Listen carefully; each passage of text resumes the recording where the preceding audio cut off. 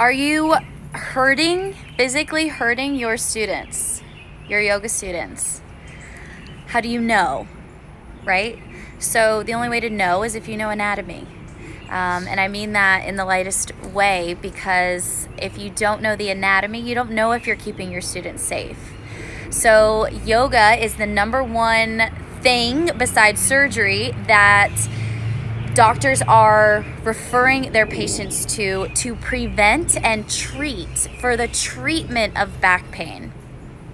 I understand that you guys are not physical therapists. You're not athletic trainers. You're not chiropractors. So how would you know? I am here to help you with just that. So again, back pain is the number one, but doctors will refer their patients to yoga for a multitude of reasons. Stress and anxiety is one of them.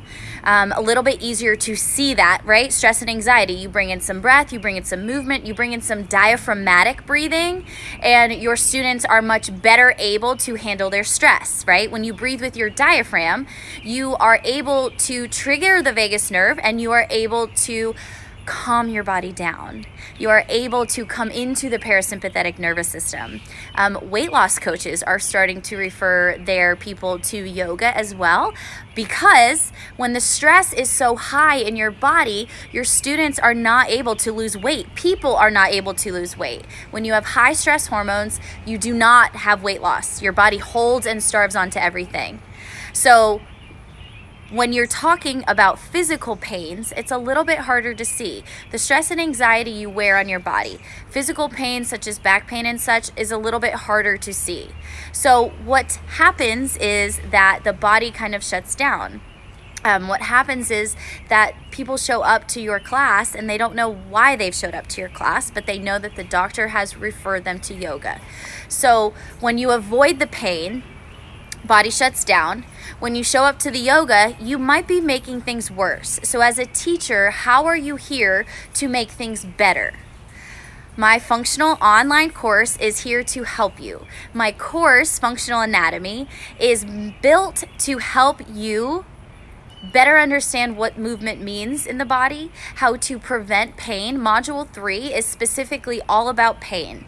It's all about common injuries that you see, such as rotator cuff, sciatica, scoliosis, carpal tunnel or traditional wrist pain, knee pain, low back pain, and there's a few others in there as well. We kind of go through one joint of the body at a time.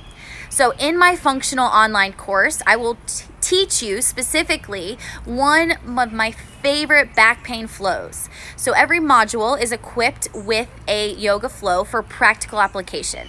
So as we go through the video modules, I will be with you the whole time. It's recorded, but I am there, and obviously I'm always here if you guys have questions.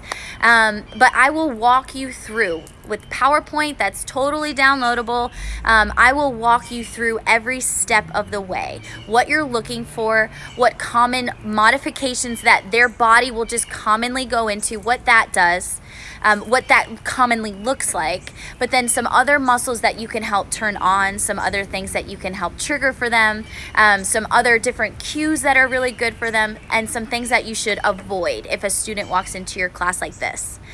You will also gain free access to my Pain Points workbook, which is per body part, some things to look for, as well as my ebook. So my ebook is meant to be kept on the counter of a studio, and if a student walks in and they say, I have this injury, you can flip over to that page per joint, break it apart, some different cues that will help them, some different things to keep in mind. So tons of resources for you to help prevent keeping your people out of pain and preventing pain, as well as treating pain. So between my online course, my Pain Points workbook, as well as my ebook, this functional anatomy course will leave you feeling great, will leave you feeling like you actually have a handle on some of these injuries without having to go to PT school, without having to get a bachelor's degree in kinesiology or some sort of allied health, without any of that. Practical, applicable things that are here to help you through my online course. So please feel free to DM me if you guys have anything that comes up for you. But please know, are you hurting your students or are you actually helping them? Just something to ask yourself, and then please refer to me, whatever you need. Thank you so much.